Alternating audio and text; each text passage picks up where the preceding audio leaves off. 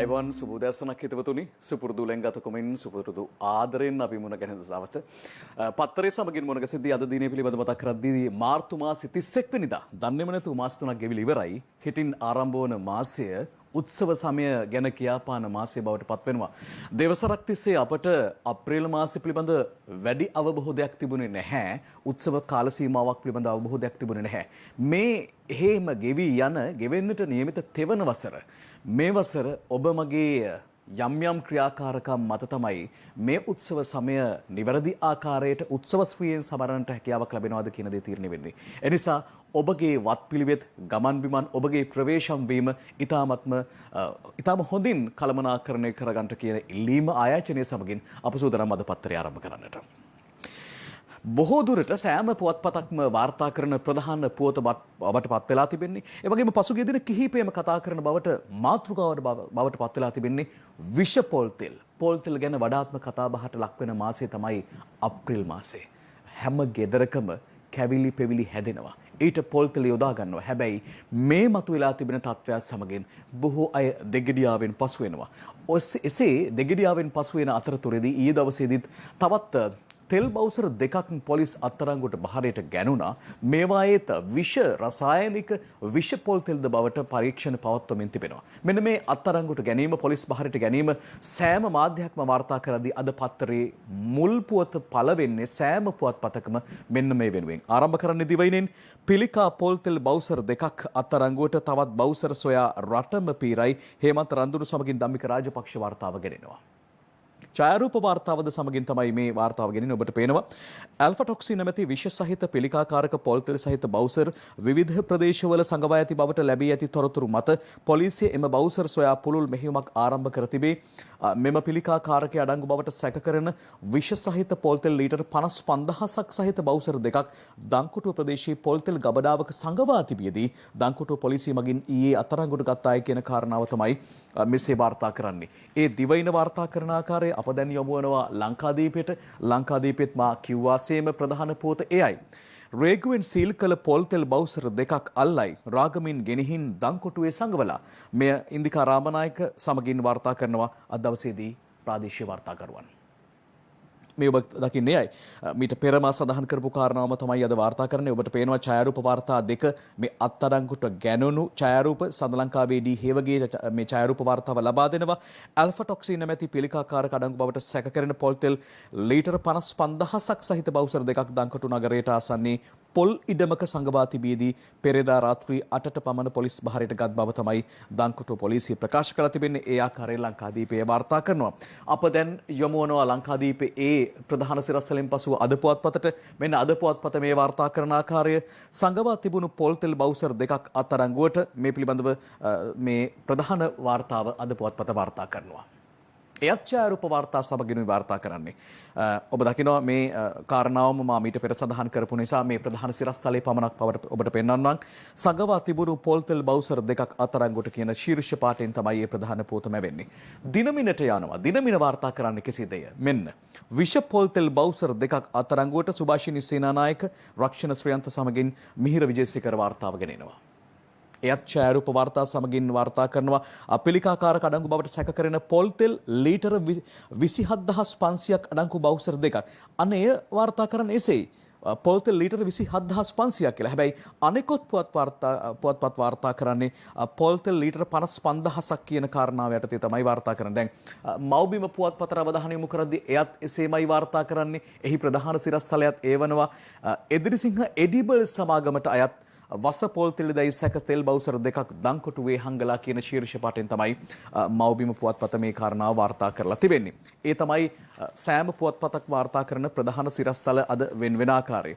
අවසාන වශයෙන්ම ඒ කාරණාවත් සමගින්ම යොමු වෙනවා තවත් පුවතකට. දැන් විෂ පොල් තෙල් විෂ ආහාර ද්‍රව්‍ය පිළිබඳව කතා කරද්දී ඊයේ දවසේදී අප දුටුව රමේෂ් පතිරණ අමාත්‍යවරයා සඳහන් කරනවා විශේෂම කැබිනට් මාධ්‍ය හමුවේදී ශ්‍රී ලංකාවට ගෙනෙන යම්කිසි ආහාර ද්‍රව්‍යයක් නිසි තත්ත්ව පරීක්ෂණයකින් පසුව සෑම ආහාර ද්‍රව්‍යයක්ම නිසි පරීක්ෂණයකින් පසුව තමයි වෙළඳපොළට නිකුත් වන්නේ කියලා. දැන් එසේ වද්දී මෙය මෙසේ වෙලා තිබෙනවා.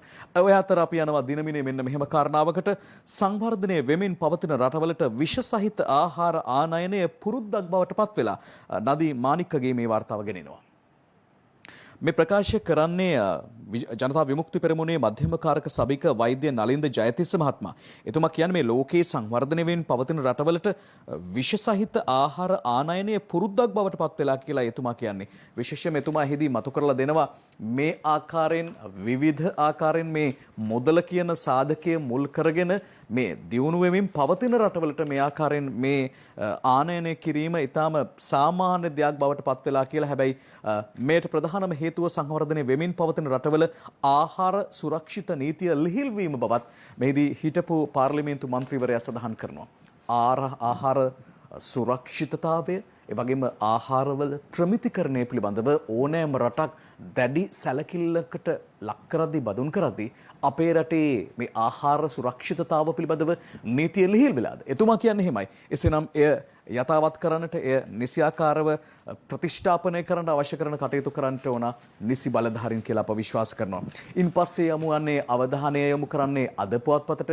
එහිදී මෙන්න මෙහෙම පුවතක් තිබෙනවා. මේ සියල්ලක්ම මේ විෂ පොල්තෙල් කියන කාරණාව පදනම් කරගෙනයි අද දවසේ සඳහන් වන්නේ.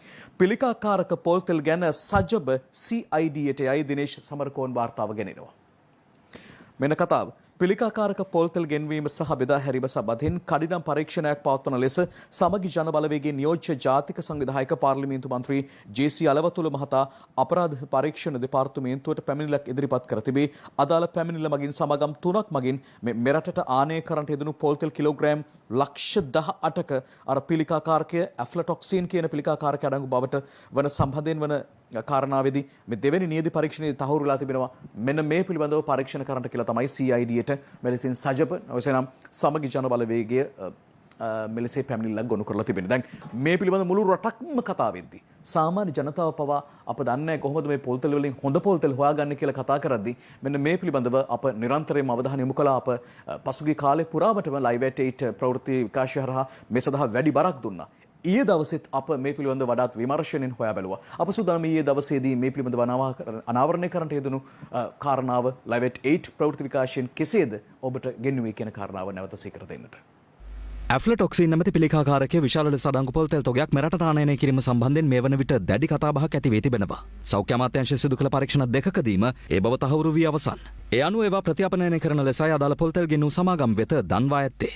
මෙවන් වටපිටාවක් හමුවේ දංකොටුව තෙල් මෝලක් අසල පිහිටි සිඩමක පොල්තෙල් බවුසර් දෙකක් සංගවා ඇති බවට පොලිසියට තොරතුරු ලැබීමත් සමග එම බවුසර් අත පොලිස් බහරයට ගෙන තිබෙනවා. පොල්තෙල් මිලිලීටර් 55000කට අධික ප්‍රමාණයක් ඇති බව පැවසෙන අදාළ බවුසර් අත දෙක ඉන්දුනීසියාවෙන් ආනයනය කර ඇත්තේ වත්තල එඬේරමුල්ල ප්‍රදේශයේ පදිංචිකරුවෙක්. අප මේ සම්බන්ධයෙන් කැබිනට් තීරණ දැනුම් දීමේ මාධ්‍ය හමුවේදී ප්‍රශ්න කළා. විස සහිත පොල්තෙල් අඩංගු කන්ටේනරයක් කොහෙන්වත් හමු වෙලා නැහැ. බවුසරයක්වත් කන්ටේනරයක්වත්. එහෙම සැකයි කියලා යම් අය තොරතුරු දීම මත පරීක්ෂණ සිදු වෙනවා. විස සහිත පොල්තෙල් තිබුණු බවට මෙතෙක් තහවුරු වීමක් සිද්ධ වෙලා නැහැ. මේ අතර පාරිසරික වෘත්තීය සෞඛ්‍ය සහ ආහාර ආරක්ෂණ ඒකකයේ අධ්‍යක්ෂ වෛද්‍ය තිලක් සිරිවර්ධන මහතා අද මාධ්‍ය හමුවක් ඇඳුමින් අනාවරණ කළේ 2020 වසර අවසානයේ සිට මේ දක්වා කාල සීමාව තුළ ප්‍රශ්නගත පිළිකාකාරක රසායනික ඇතුළත් පොල්තෙල් කන්ටේනර් 95ක් පමණ හඳුනාගෙන ඇති බවයි. පොල්තෙල් පමණක් නෙමෙයි වෙනත් නිෂ්පාදන උදාහරණ වියලි මිරිස් ප්‍රතිඅපනයනය කරලා තියෙන ඇෆ්ලටොක්සින් මට්ටම වැඩි නිසා. ප්‍රතිඅපනයනය කියමින් අදහස් කරන්නේ ඒවා ලංකාවට නැවගත කරන ලද රටටම නැවත අපනයනය කිරීම. 2020 අග සහ 2021 මුල් කාලය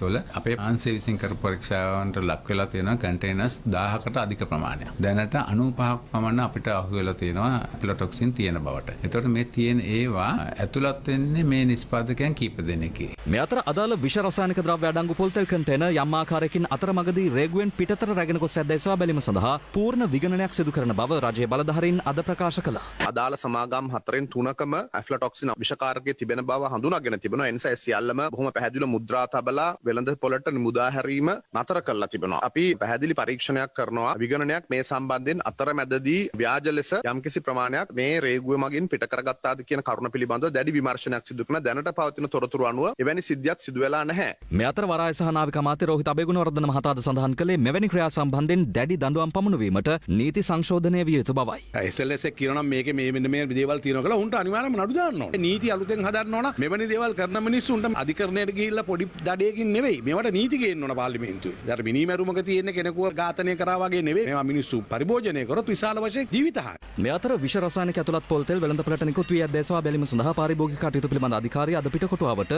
පොල් තෙල් අලවිසල් ගණනාවක් පරීක්ෂා කළා.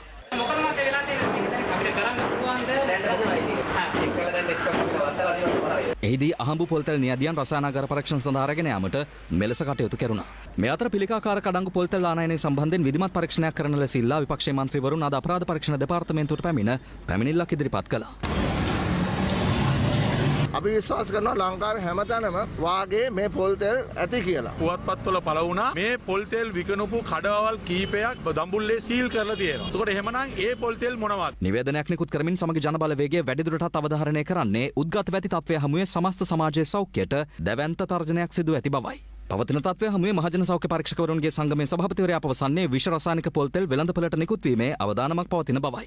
මේ සම්බන්ධව විශ්ලේෂණ වාර්තා ප්‍රමාද වෙන බව අනිවාර්යයෙන්ම අපි දන්නවා. එහෙම ප්‍රමාද වුණොත් මේ පොල් තෙල් මහ ජනතාව පරිභෝජනය කරනවා. කරාට පස්සේ තමයි අපිට මේ තත්ත්වය පිළිබඳව වාර්තා ලැබෙන්නේ. ඒ නිසා රජයේ රස පරීක්ෂක සහ අනුමත රස පරීක්ෂකගේ පරීක්ෂණ ධාරිතාවය ඉහළ නැංවී යුතු වෙනවා කඩිනමින්. මේ අතර ශ්‍රී ලංකා ප්‍රමිති ආයතනයේ අධ්‍යක්ෂ ජනරාල් ආචාර්ය සිද්ධිකා සේනරත්න මහත්මිය සඳහන් කළේ මේ වනතුරුත් පොල් තෙල් නිෂ්පාදනය නියාමනය කිරීමට කිසිදු ආයතනයක් කටයුතු නොකරන බවයි.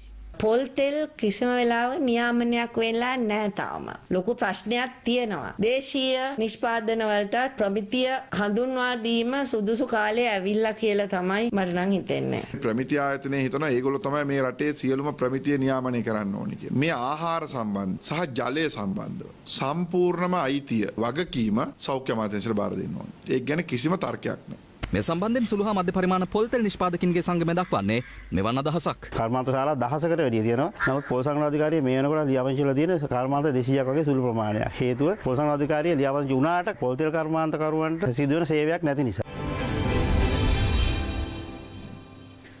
මෙන්න මේ වගේ තත්ත්වයක් තමයි ඇති වෙලා තිබෙන්නේ. හිදිය විශේෂයෙන්ම රජයේ වෛද්‍ය නිලධාරීන්ගේ සංගමය ප්‍රකාශ කරන ස්ථාවරයක් තිබෙනවා. වෛද්‍ය රමිද සොයිසා තමයි ඒ ප්‍රකාශ කළේ. ඊට පෙර සිටම විශේෂයෙන්ම හි සභාපතිවරයා පවා සඳහන් කරලා සිටියා මේ ජලය සහ ආහාර පිළිබඳව අවසාන වගවීම සහ වගකීම සෞඛ්‍ය අමාත්‍යාංශය විසින් දැරිය යුතුයි කියලා. අප විශ්වාස කරනවා ඉතාමත්ම හොඳ යෝජනාවක් කියලා. කෙසේ හෝ ඒවා මෙය නීති රාමු සහ යම් යම් ප්‍රතිපත්ති රාමු කඩතිරාවෙන් වසා ගන්නවට වඩා එය ඉතාමත්ම ප්‍රායෝගිකකරණයට ලක් වෙලා ජනතාවගේ සුරක්ෂිතතාව ජනතාවගේ ආරක්ෂාව වෙනුවෙන් කටයුතු කරනවා නම් වඩාත් හොඳයි කියන කාරණාව අප සිහිපත් කරනවා. ඒ වගේම මිල කියන සාධකෙන් මිනිසත්කම වලදාලා තමන්ගේ ලාභය කියන මූලික සාධකයේ සොයා යන බොහෝ අයවලුන් ඉන්නවා. ඔවුන්ව නිසියාකාරව එක මිටර අල්ලා ගන්නට අවශ්‍ය කරන නීති දැලක් එළිය යුතුයි කියලා අප විශ්වාස කරනවා. එහිදී අවසානයේ අප සිටින්නේ ජනතාවගේ පැත්තේ. අවසානයේදී ජනතාවට යහපතක් වෙනවා නම් ඒ ආකාරයේ ලාභාංශ පමණක් සොයා යන කළුකඩකාරයින්ගෙන් මුදවා ගන්නට රට සහ ජනතාව සහ මේ පාරිභෝගික ජනතාව මම හිතන්නේ වඩාත් අවස්ථාවක් සැලසෙවි. දැන් මෙවන් කටයුතු කරන අයවලුන්ට සහ මේ විෂ පොල්තෙල් ගෙන්වුවා නම් ඔවුන්ට කරන දේ මොකක්ද? අද දිවෙන්ට මෙන්න මෙහෙම කියනවා අමාත්‍ය සරත් වීරසේකර මහත්මයා ඊකියු ප්‍රකාශය වුන් වාර්තා කරනවා. විෂ පොල්තෙල් ගෙන අයට දැඩි දඬුවම් අමාත්‍ය සරත් වීරසේකර මහත්මයා කියූ දේ සිරිමත රත්නසේකර දිවෙන්ට වාර්තා කරනවා. විෂ පොල්තෙල් මෙරටට ආනයනය කිරීම පිළිබඳ පාරිභෝගික කටයුතු පිළිබඳ අධිකාරිය සිදු කරන විමර්ශනයෙන් පසු හෙළිවන කරුණු අනුව ඊට සම්බන්ධ පුද්ගලයන් අත්අඩංගුවට ගැනීමට කටයුතු කරන බව මහජන ආරක්ෂක අමාත්‍ය විශ්‍රාමික විශේෂයෙන්ම සරත් වීරසේකර මහත්මයා කියනවා. රියද් සරත් වීරසේකර මහත්මයා තමාගේ කැබිනට් මණ්ඩලයේත් ඒක මතික තීරණය වන්නේ විෂ පොල්තෙල් මෙරටට ගෙන ආ පිරිසට එරෙහිව දැඩි දඬුවම් පැමිණවීම බවත් කී වීරසේකර මහතා ඔවුන්ට එරෙහිව අනිවාර්යයෙන්ම නීතිමය පියවරගෙන දැඩි දඬුවම් පමුණුවන බවත් කියා සිටියායි කියන කාරණාව තමයි සඳහන් කරන්නේ. ඔන්න ඔය ආකාරයෙන් ඉතින් කෙසේ හෝ වේවා ඔවුන්ට නිසි දඬුවම් ලැබෙනවා නම් ඒ හරහා විශේෂයෙන්ම මෙවන් වූ දෙයකට මේ වෙලාවෙත් පිඹුරුපත් සකසා තිබෙනවා නම් යම්කිසි කළු කඩකාරයින් හෝ යම්කිසි පුද්ගලයන් ඔවුන් අකර්මන්නේ වෙනවා. එයයි විය යුත්තේ. අප සූදානම් තවත් පුවතකට අවධානය යොමු කරන්න අද පුවත්පතේ.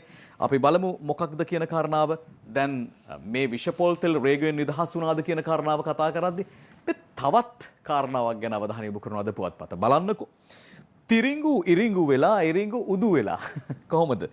තිරිංගු ඇට ලෙසගෙන ලක්ෂ 380ක් වටිනා උදුතොගයක් රේගු අත්තරංගුවට කටුනායක TKG කපිලයි වාර්තා කරන්නේ. ඔබට පේනවා ඡායාරූප වාර්තාවක්ද සමගිනුයි වාර්තා කරන්නේ.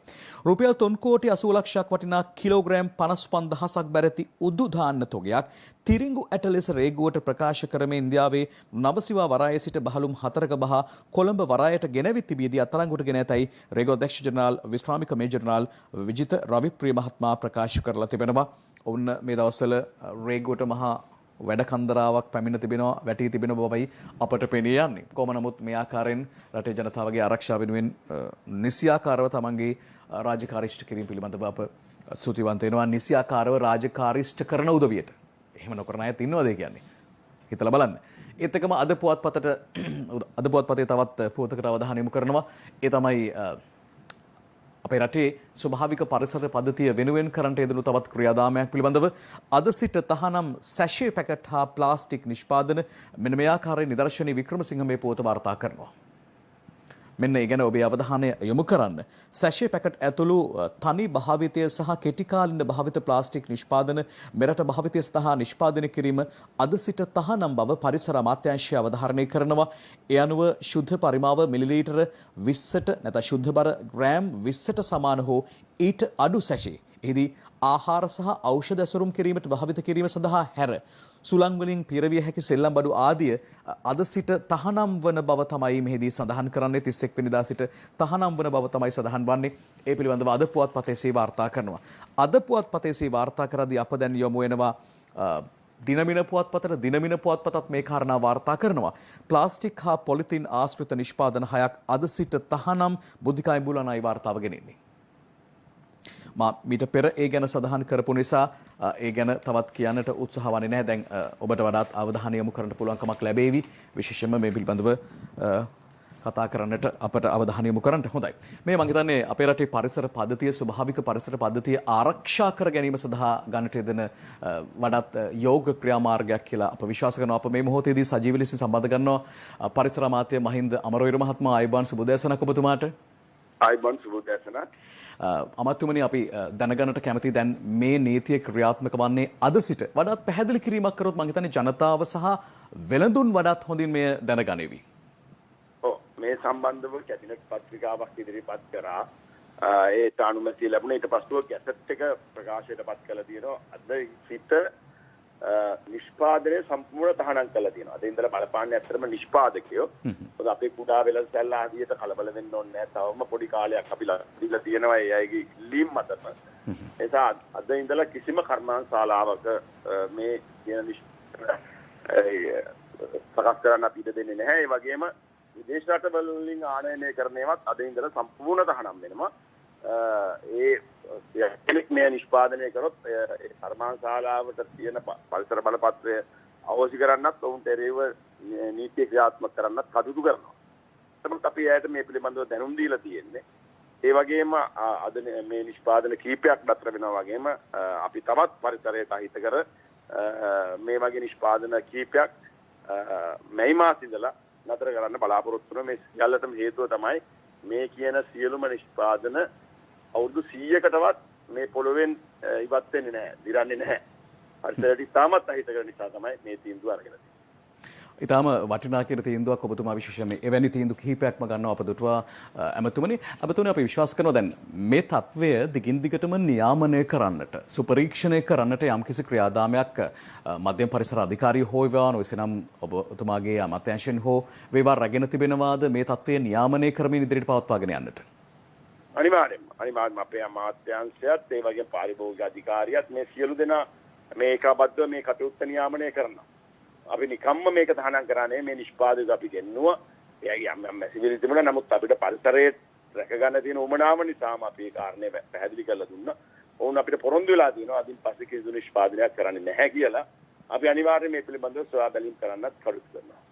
ඒත් එකම තවත් දෙයක් ඇමතුමනි විශේෂයෙන්ම දැනගන්න කැමති දැන් ඊටාම හොඳ තත්වයක් මේ තත්වයේ. ඒ සමගින්ම අප දකිනවා විශේෂයෙන්ම මේ සංචාරකයන් බහුලව යන එන ස්ථානවල දියැලක් වන්නට පුළුවන්, ගංගාවක් වන්නට පුළුවන් එවන් ස්ථානවලදී මොවුන් මේ පරිසරයට බැහැර කරනවා ඇතැම් විට දිරා නොවන දේවල් කෑන් වර්ගය, ඒ වගේම ප්ලාස්ටික් බෝතල් ආදී දේවල්. මෙන්න මේ తත්වය වළක්වා ගන්නට යම් කිසි කටයුත්තක් ඉදිරියේදී මේ පරිසරය වෙනුවෙන් ගන්නට ක්‍රියාමාර්ගයක් ලෙසින් ගන්නට කටයුතු කරනවාද එහෙම යම් කිසි සැලසුමක් තිබෙනවාද කියන කාරණාවත් මේ මොහොතේ දැනගන්න පුළුවන්. මොකද මේ සැෂේ පැකට් වගේව දැන් අද සිට තහනම් වෙන ඒවා අපි දැකලා තියෙනවා බොහෝ තැන්වල විසිරලා පවතිනවා. දැන් එය අදින් පස්සේ ක්‍රමානුකූලව නවතීවි. මේ தත්ත්වය ඉදිරියට පවත්වා ගන්නට තවත් සැලසුමක් තිබෙනවාද? අනිවාර්යෙන්ම ඔබ කිව්වේ සියලුම දේවල් පරිසරයට ඉතාමත් අහිතකරයි. ඒ කියන්නේ මම කියවනේ අවුරුදු 100කට වැඩි යනවා අපිට නොපෙනී යන. ඔව්. නමුත් අපේ පසෙන් ඉවත් වෙන්න අවුරුදු 400ක් විතර යනවා කියලා තමයි කියන්නේ. ඒ නිසා අපි අනිවාර්යයෙන්ම මේවට මේ ක්‍රියාත්මක වෙනවා. දැන්ටමත් අපි නිෂ්පාදකයෝ ගෙන්නලා ඕකට දැනුවත් කරලා තියෙනවා විකල්ප නිෂ්පාදන සකස් කරගන්න. ඒ වගේම මේ වෙනුවෙන් පරිසර හිතකාමී දේවල් නිෂ්පාදනය කරගන්න මේ විකල්ප නිෂ්පාදකයොත් අපි සමග සාකච්ඡා කරගෙන යනවා. අපි ඉදිරි කාලය තුලදී මේ සියල්ලම තහනම් කරනවා. එක්කෝ අපි ඒගොල්ලන්ට දැන්ටමත් කියලා තියෙනවා මේ එකතු කරගන්න වැඩපිළිවෙලක් සකස් කරන්න.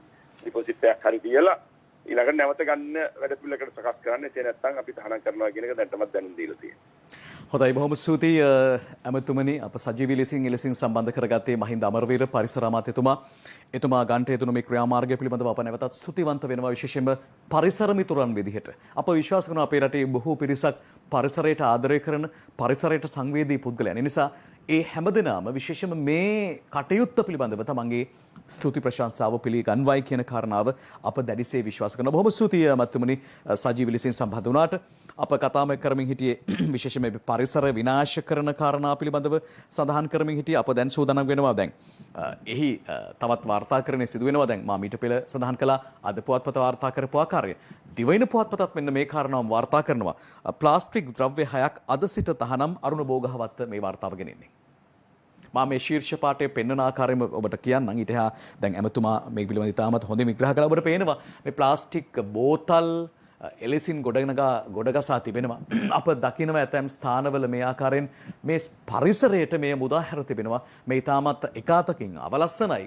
තවතකින් මේ පිළිබඳව කතා කරද්දී එක වැස්සකින් වතුර පිරලා මෙහි මදුරු කීටයන් බෝ වෙලා අවසානයේ ඩෙන්ගු වගේ රෝගයන් ව්‍යාප්ත වන්නට පුළුවන්. අවසානයේදී මේ පරිසරයට සෞඛ්‍ය පද්ධතියට දැඩි පීඩාවක් බවට පත් වෙනවා. දැන් ඒ පුවතින් පස්සේ ඊළඟට වාර්තා කරන්නේ පරිසරය හා සම්බන්ධ කාරණා. හැබැයි මේකට දේශපාලන පක්ෂයක් ගෑවෙනවා. කොහොමද දිවෙන පුවත්පත වාර්තා කරනවා පරිසරය අරන් එජාපය ජාත්‍යන්තරයට චමින්ද සිල්වයි වාර්තා කරන්නේ. මෙන්න වැඩි පරිසරයත් අරන් තමයි යන්නේ. ටික අමුතු මාතෘකාවක් තමයි යොදා දීලා ඉන්නේ. මොකද මේ පරිසරය අරන් යන්නේ කියන කාරණාව අපි හොයා බලන්නට ඕන.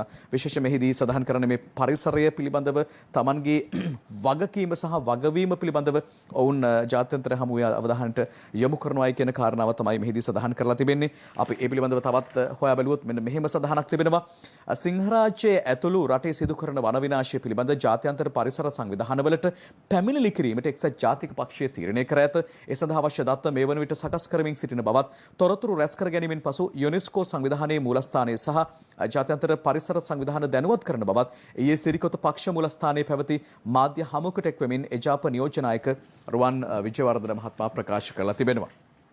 දැන් ඔන්න බොහෝ උදවිය බොහෝ පාර්ශව පරිසරය කේන්ද්‍ර කරගෙන පරිසරය මුල් කරගෙන තමන්ගේ කටයුතු දියත් කරලා තිබෙනවා. ඊටාම හොඳයි. ඊටාම හොඳයි. හැමදාමත් වෙනවා නම් තවත් හොඳයි. ඉතින් ඒ තමයි අපට කියන්න තියෙන්නේ. ඒ සමගින්ම අපි යනවා තවත් කාරණාවකට.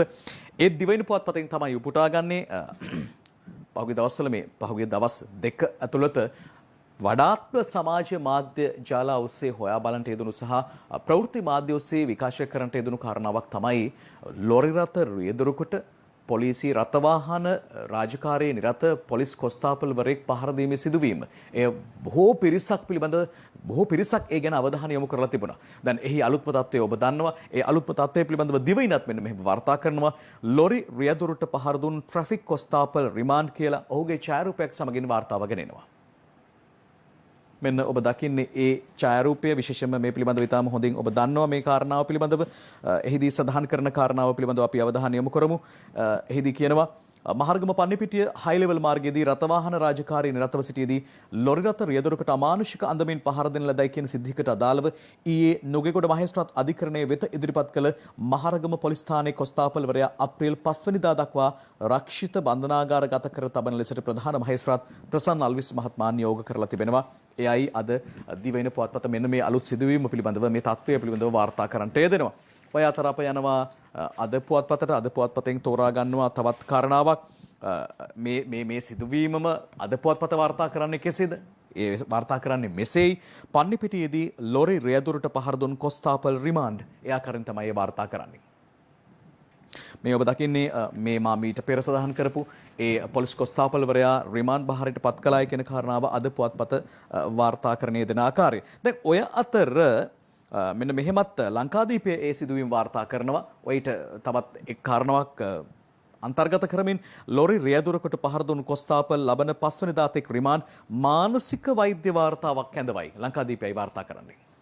මේ කොස්තාපල්වරයාගෙන් මානසික වෛද්‍යවරයා මානසික වාර්තාවකුත් කැඳවා තිබෙනවායි කියන කාරණාව තමයි සඳහන් කරන්නේ. හැබැයි අපි දකිනවා මේ සිද්ධිය එකිනෙක ගලපා ගත්තාම මේ ලොරි රියදුරා ඉතාමත් අවිනීත ආකාරයෙන් ලොරි රථය දහවනය කරනවා. එහිදී මේ මාර්ගයේ මැද රාජකාරීන් නිරතව ඉන්න ඒ රථවාහන පොලිසියේ OIC මහත්තයාව නැත්නම් ස්ථානාධිපතිවරයාව හප්පාගෙන ගමන් කරනවා අපි දකිනවා. මෙන්න මේ සිදුවීම් පාදක කරගෙන තමයි මේ කොස්තාපල්වරයා අවසානයේදී අර රියදුරාට පහර දෙන්නේ. එය අනුමත කරන්නේ නැහැ කියන කාරණාව නියෝජ්‍ය පොලිස්පතිතුමා ඒ වගේම සරත් විරසේකර අමාත්‍ය විශේෂ භාර අමාත්‍යතුමා පවා සඳහන් කළා. දැන් මේ තත්ත්වයත් එක්ක අවසානයේදී මොහුගේ මානසික තත්ත්වය පරීක්ෂා කරන්නට කියන කාරණාව සඳහන් වෙලා තිබෙනවා. මේ තත්ත්වය රටම කතා කරද අප ඊයේ දවසෙත් මේ ගැන අවධානය යොමු කළා ලයිව් ඇට් ප්‍රවෘත්ති විකාශයෙන්. ඒ කෙසේද? එයයි මේ ඔබට ඉදිරිපත් කරන්නේ.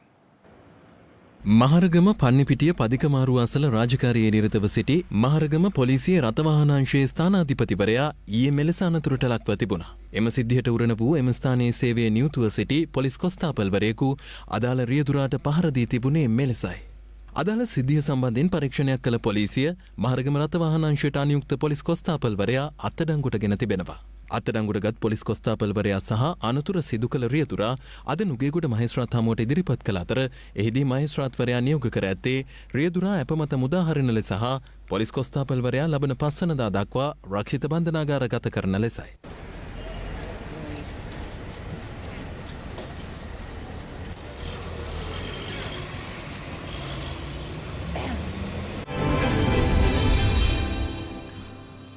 ඒකක් දැන් මං කියන්න හදන්නේ තව එකක්. මේ මොකක්ද? බලන්න කතාව. පොලිස් OIC අල්ලස්ගත් 10000 ගිලි හේමන්ත රන්දුරු සහ ප්‍රදීප් ප්‍රසන්න සමරකෝන් වාර්තා කරනවා දිවයින පුවත්පතට කාටූනෙකුත් එක්ක. ඉස්සෙල්ලම කාටූනේ බලන්න. මේසයක් තියෙනවා. මේසේ වාඩි වෙලා ඉන්න පොලිස් මහත්තයා දත් පිලිස්සාගෙන වගේ hina වෙලා යටින් අත දික් කරලා තියෙනවා මුදල ගන්න. ඔන්න කතාව. අල්ලස් කොමිසමෙන් නිලධාරීන්ගෙන් බේරී යාමට රුපියල් දසදහසක් වටිනා මුදල් නෝට්ටු ගිල දැමූ වැලිවේරිය පොලිසියේ සුළු පැමිණිලියංශයේ ස්ථානාධිපතිවරයා ගම්පහ රෝහලට පෙරේදා ඇතුළත් කර ඇත. විස්තරය තවත් කියන්නම් තවත් කාරණා තියෙනවා. එතුමාට වෙච්ච හදිය මොකක්ද කියන කාරණාව මේ අතර අල්ලස් ලබා ගැනීමේ චෝදනාව මත සැකකාර ප්‍රධාන පොලිස් පරීක්ෂකවරයා ලබන 8 වෙනිදා දක්වා රක්ෂිත බන්ධනාගාරගත කිරීමට ගම්පහ ප්‍රධාන මහේස්ත්‍රාත්වරයා නියෝග කරලා තිබෙනවා. මෙන්න මේ ආකාරයි අල්ලස් කොමිසමෙන් ලැබෙන ආරංචි මාර්ග අනුව වාහනයක් සම්බන්ධයෙන් පැවති ආරවුලක් එක් පාර්ශවයකට වාසි සහගත ලෙස අවසන් කිරීම සඳහා රුපියල් දසදහසක අල්ලස් මුදලක් සැකකාර නිලධාරියා විසින් ඉල්ලලා තියෙනවා. ඔන්න ඔය අතරේ තමයි ඔය කාරණා වෙලා තියෙන්නේ. අවසානයේ රුපියල් 10000ක් ගිලලා 5000 නෝට්ටු දෙකයි 5000 නෝට්ටු දෙක ගිලලා. දැන් ඔබ උපකල්පනය කරන්නකෝ මේ වෙලාව කොහොමද කියලා. මේ මොහොත රුපියල් 5000ක් රුපියල් දසදහසක් ගිලපු පළවෙනි OIC මහත්තයා මම හිතන්නේ එතුමා වෙන්න පුළුවන්. රෙකෝඩ් එකක් වෙන්නත් පුළුවන්. ඒත් එක්කම අපි යනවා මේ කාරණාවම දේශීය වාර්තා අද පුවත්පත වාර්තා කරන සමවන අද පුවත්පත වාර්තා කරනවා. අද පුවත්පත වාර්තා කරන්නේ කෙසේද? රුපියල් දසදහසක අල්ලස්ගත් බවට වැලිවේරිය විවිධ පැමිණිලි ස්ථානාධිපති රිමාන්ඩ් අත්අඩංගුවට පත්වීමේදී මුදල් ගිලලා සැකකරු රෝහලේ. මෙන්න බලන්නකෝ වෙලා තියෙන වැඩේ. දැන් මේ කාරණාව මා ඔබට මීට පෙළ ප්‍රකාශ කරපු නිසා මීට කලින් කිව්ව නිසා ඒ ගැන තවත් කියන්න උත්සුක වන්නේ නැහැ. කොහොම නමුත් එතුමා අවසානයේදී නැවතිලා තියෙන්නේ රෝහල් වාට්ටුවේ ඇඳක් උඩ. හේතු අසනීපයක් නොවේ ලබාගත් අල්ලස් මුදල ගිල දැමීම. එක රෙකෝඩ් එකක් වාර්තාව බවට පත්වේවි. එතුමාට ඊට පස්සේ මම හිතන්නේ එහෙම ගිලින්නට වෙන එකක් නැහැ. ඔය අතර තවත් පොලිසිය නිලධාරී මහත්මයෙකුට වෙන්නට ගිය හදියක් පිළිබඳව සඳහන් කරනවා. දැන් සරත් වීරසේකර විශේෂ අමාත්‍යවරයා ආරක්ෂක අමාත්‍යවරයා සඳහන් කරනවා රථවාහන රාජකාරිය හෝ රාජකාරී කටයුතු වල යෙදී ඉන්න පොලිස් නිලධාරී මහතුරුන් බොහෝ පිරිසක් විශේෂයෙන්ම අනතුරු හේතුවෙන් මිය ගොස් තිබෙනවා පසුගිය කාලේ පුරාවටම. අපට ආසන්නතම සිදුවීම් පිළිබඳව වාර්තා වන්නේ ඔබට මතකයි මේ රාජකිරිය මසන්ධියේදී පොලිස් නිලධාරියෙක් යට කරගෙන වෑන් රථයක් ධාවනය කරනවා. ඒ තමයි ආසන්නතම අවස්ථාව. රාජකාරී නිරතව සිටි පොලිස් නිලධාරී මහත්මයෙක් මේ යන. ඊට පස්සේ ආසන්නම අවස්ථාව ඔබට පත්වන්නේ දැන් අර පොලිස් කොස්තාපලය පහර දීමේ සිද්ධියේ මුල ඒ රථවාහන රාජකාරයේ යෙදී සිටපු ඒ OIC මහත්තයා නැත්නම් රථවාහන ස්ථානාධිපතිවරයාව හප්පාගෙන ලොරි රථේ ධාවනය කිරීම. තවත් සිදුවීමක් වෙන්න ගිහිල්ලා තියෙනවා. මෙන්න කාරණාව.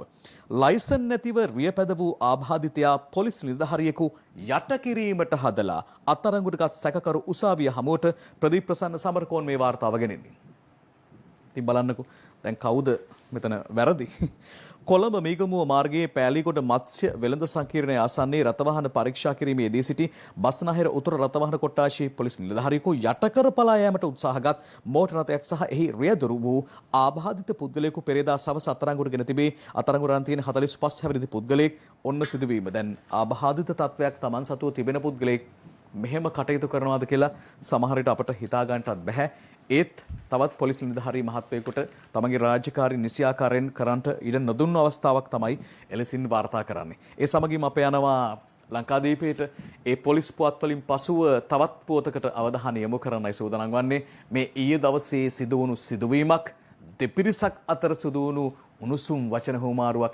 හැබැයි ඒ වචන හුමාරු වෙලා තිබෙන්නේ අප දකින උද්ඝෝෂණවාදී නොවේ, විරෝධතා ව්‍යාපාරවල නොවේ. කොතනද?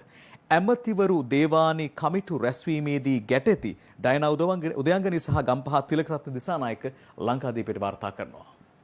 දැන් ඔබට මේ විශේෂ අමාත්‍යවරු නිමල් ලංස මහත්මයා, ඒ වගේම ප්‍රසන්න රණවීර මහත්මයා, ඒ වගේම දේවානි ජයතිලක මහත්මිය ඔබට මතකයි මේ පරිසරය පිළිබඳව පසුගිය දවස්වල වඩාත් කතාබහට ලක් කළා. විශේෂයෙන්ම ක්‍රූඩියා සලනිකා ශාකය පිළිබඳව ඒ පිළිබඳව කතා වුණා. මේගමුව කලපුවේ රොන්මඩ ඉවත් කර සංවර්ධනය කිරීම සඳහා වසර 2කට පෙර ආරම්භ කළ ව්‍යාපෘතියකට වන සංරක්ෂණ නිර්දේශ නොදීම සම්බන්ධයෙන් ගම්පහ දිසා වන නිලධාරිණී දේවානි ජයතිලක මහත්මිය හා රාජ්‍ය අමාත්‍යවරුන් පිරිසක් අතර ඊයේ දැඩි උණුසුම් වචන හුමාරුවක් සිදුවිය. එසේ ලංකාදීපය මේ කාරණා වාර්තා කරන්නේ. දැන් මේ ඊයේ තමයි සිදු වුණේ. එහිදී ඒ සිදුවුණු සිදුවීම ඒ වචන හුමාරුව පිළිබඳව අප ඊයේ live at 8 ප්‍රවෘත්ති විකාශයෙන් වාර්තා කළා. අපි බලමු මේ සිදුවීම. කලපුවේ සම්පූර්ණ පොලිතීන් ජරාව මේ කලපුව සුද්ධ කරන්න එපා. ඒ කලපුව දීවරයන්ට ඕන විදියට සහ රටට ඕන විදියට අදන්න පරක් වෙලා තියෙන්නේ වන සංරක්ෂණ දෙපාර්තමේන්තුවේ ඒ ඉතුරු වැඩ ටික කරන්න අවසරයක් දෙන්නේ නැහැ කියන එක තමයි දීවර අමාත්‍යාංශයෙන් කිව්වේ. පස්තිවත් කරන්නේ නැති එකයි ගැටලුව තියෙන්නේ. ව්‍යාපෘතිය වලින් පස්තිවත් කරලා දුන්නොත් අද නිර්දේශය දෙන්න පුළුවන්. ගැටලුව තියෙන්නේ ව්‍යාපෘතිය පැත්තේ. ඒගොල්ලෝ පොරොන්දු වෙලා තියෙනවා පස්තිවත් කරන්න. අද වෙනකම් පස්තිවත් කරලා නැහැ. ඒ වෙනකොට ව්‍යාපෘතිය වන අපරාධ කරුවේ. කොට වන අපරාධ කරුවට අපිට නිර්දේශ දෙන්න බෑ. කවුරුත් පරිසර අදාළ ප්‍රශ්න මේ මීඩියා වලට වචන කියන්නේ. ඒක කරන්න එපා. ඔබතුමිය වලිගේ භාගයට කතා කරන්න එපා මෙතන. ඔබතුමිය මේ ප්‍රශ්නේ අධිකරණයේ විසඳ ගන්න අපි ඒකට අත දාන්නේ නැහැ. අපි කියන්නේ මේ දීවරයන්ගේ මේ කලපුර රස්සාව කරගන්න බාධාක් වෙලා තියෙන රොම්මඩ ඉවත් කිරීම. අනෙක් ප්‍රදේශවල ওই ප්‍රදේශේ නෙමෙයි. එතන අමාත්‍යංශමනේ කාර්යය පැවරිලා තියෙන්නේ මට නෙමෙයි. දීවර අමාත්‍යංශයට හෝ ඒ අදාළ පාර්ශවයට ඒගොල්ලෝ තමයි වැරද්ද කරලා තියෙන්නේ. හැමෝම මට ප්‍රශ්න කරන එක වැරදි. අදාළ වැරදි කරපු පාර්ශවයට ප්‍රශ්න කරන්න අද පස්තික ඉවත් නොකිරීම නිසා කඩලාන පද්ධතියට සිද්ධ වෙච්ච හානිය ඒව පූර්ණය කරන්නේ කවුද? අපි දන්නවා. එක හෙක්ටයාර් දෙකකට රුපියල් මිලියන 290කට ඔක්සිජන් පිට ගන්නවා ශාප ගහන්නේ. එතකොට මෙච්චර මෙහෙම වැලියු එකක් තියෙන පද්ධතියක් තමයි මේ විනාශ වෙන්නේ. මේ හැමදේම කියෙද්දි වරද කරපු වැරදි කරුවා නිවැරදි කරමින් අපිට චෝදනා කරන එක කොච්චර වැරදිද? මේ ඉන්න සියලු දෙනාට මේ බුද්ධියක් තියන අය ඉන්නේ. කවුරුත් බුද්ධියක් නැතුව අය නෙමෙයි ඉන්නේ. ඔබතුමිය ඇසෙන ආකාරය මේ අපි ඇතුළේ මේ සියලු දෙනාට පේනවා. ඔබතුමිය විතරක් නෙමෙයි පරිසරය ආරක්ෂා කරන්න කතා කරන්නේ අපිත් කතා කරනවා. ඒ නිසා ඔබතුමිය ඔය මීඩියාකට කතා කරනවා අපිටත් මීඩියාකට කතා කරන්න පුළුවන්. මේ තමයි සිදුවීම. ඒ තමයි අලුත්ම තත්වය පරිසරය පිළිබඳව කතා වුණු තැන. අප දැන් අවධානය යොමු කරනවා මව්බිමට. මව්බිම වාර්තා කරන ප්‍රධාන සිරස්තලය තවත් වංචාවක්ද? වංචාවන් ගැන විතරද අපට කතා කරන්න තියෙන්නේ. නමුත් එහෙම දේවල් අපට මුණ ගැහෙනවා. අද මව්බිම වාර්තා කරන්නේ තවත් ඖෂධ ජාවාරමක් පිළිබඳ තොරතුරු. මෙන්න කාරණාව. 2015 2018 කියන වර්ෂයන් පිළිබඳ සඳහන් කරමින් තමයි මේ වාර්තා කරන්නේ. කෝටි ගණනක මහා පරිමාණ ඖෂධ වංචාවක් හෙළිවෙයි. ජේටි ද සිල්වා මේ වාර්තාව ගෙනෙනවා. මෙහි බොහෝ තොරතුරු තිබෙනවා. මෙන්න ඒ කෝටි ගණනේ වංචාව පිළිබඳව යම් තොරතුරු හදිසි මිලදී ගැනීම යටතේ ගෙන්වලා රුපියල් 4.50 පෙත්ත රුපියල් 9ට ගෙන්වලා රුපියල් 7.50 පෙත්ත රුපියල් 26ට අරන් කොමිසමේ නිර්දේශ අනුව නඩු පැවරීමට ජනපතිගේ නියෝග. දැන් අපි කතාව ගැන තව මොහොතක් හොයා බලමු. පසුගිය යහපාලන ආණ්ඩුව සමයේ සෞඛ්‍ය අමාත්‍යාංශය තුළ ඖෂධ මිලදී ගැනීමේදී සිදු ඇති බවට අනාවරණය වී ඇති ඖෂධ මිලදී ගැනීමේ මහා පරිමාණ වංචා දූෂණ අක්‍රමිකතා අපරාධ පරීක්ෂණ දෙපාර්තමේන්තුව වෙත යොමු කිරීමට තීරණය කර තිබේ කියලායි සඳහන් කරන්නේ. යහපාලන ආණ්ඩුව කාලේ තමයි එහෙම වුණා කියලා පුවත්පත ලියන්නේ. ඒ ගැන වඩාත් හොඳින් නිර්දේශ සිදු වේවි. ඒ පිළිබඳව වඩාත් විමර්ශන සිදු වේවි. අවසානයේ නඩු පැවරේවි. නඩු අවසානයේදී කවුරුන්ද වැරදිකරුවන් කියලා තේරෙවි. එදාට අප කතා කරන්නම් ඒ රංගේ කොහොමද කියලා. අප සූදානම් කෙටි විරාමයක් වෙත යමුනට විරාමයෙන් පසුව නැවතත් පත්තරේ සමගින් මුණ ගැහෙනවා.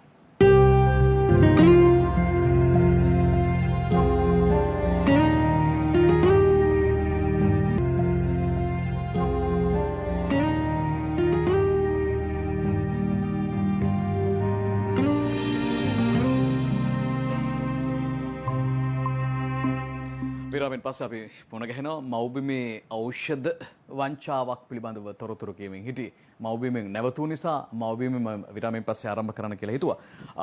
පළාත් සභාව ගැන මේ දවස්වල කතා වෙනවා. පළාත් සභාව කොහොමද සිද්ධ වෙන්නේ? තියෙනවද නැද්ද?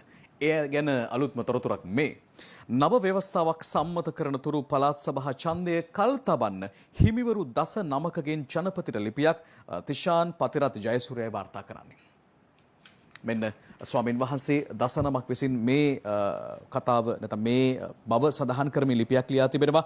නව ව්‍යවස්ථාවක් සම්මත කර ගන්නා තුරු පළාත් සභා මැතිවරණය පැවැත්වීම කල් තබන ලෙසට පූජ්‍යෝමාරේ කස්සප අනුනායක හිමිපාණන් වහන්සේ ඇතුළු මෙරට ප්‍රධාන සංඝයා වහන්සේ 19කගේ අත්සන් සහිතව ජනාධිපති ගෝඨාභය රාජපක්ෂ මහතා සහ සියලු පාර්ලිමේන්තු මන්ත්‍රීවරුන් වෙත විශේෂ ලිපියක් යොමු කර තිබේ කියන කාරණාව තමයි සඳහන් කරන්නේ. පළාත් සභා මැතිවරණය කඩිනම් කිරීමේ දේශපාලන වැරද්දමයින් ඒ ලිපිය ලියා ඇති බවයි ඉන් සඳහන් වන්නේ.